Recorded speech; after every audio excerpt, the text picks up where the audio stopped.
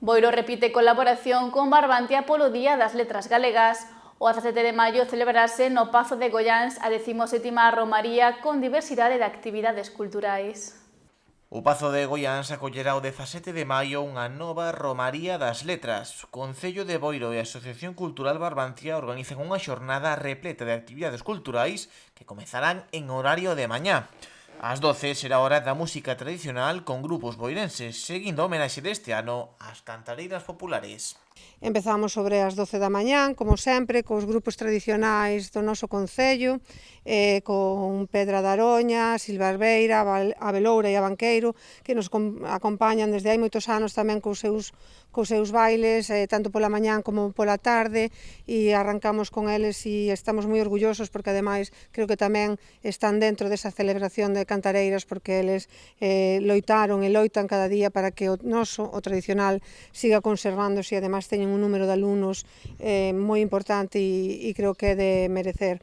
Despois do xantar popular, a actividade desplazarase ao interior do Pazo. Ás 4 principiará o acto institucional coas presentacións literarias de Celia Díaz e Carlos Callón. Festexar e homenaxear as cantareiras nas nosas letras e o seu legado, pois contaremos coa presenza da escritora Celia Díaz e o seu libro A Boa canta como a Catovía, ilustrado por Alba Santa e editado pola editorial Galaxia.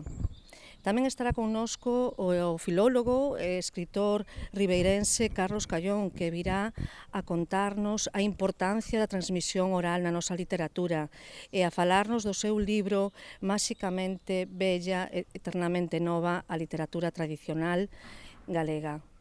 E tamén, contaremos co Teatro Airiños, que vai a agrupación teatral Airiños, que, como sempre, dende o inicio desta Romaría das Letras, sempre nos acompaña. A continuación, será o turno para a interpretación. Marta Ríos, Xil Barbeira e o grupo de baile de Banqueiro amenizarán a tarde.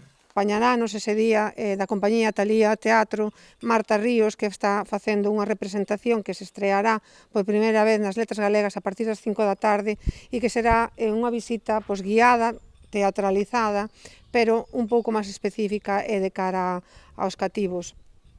Estaremos todo o día con música tradicional, con diferentes eventos e terminaremos, como non pode ser de outra maneira, con Carmela, con un gran concerto ao redor das 7:30 da tarde, según vayamos desenvolvendo a xornada, para facer esa festa final de Letras Galegas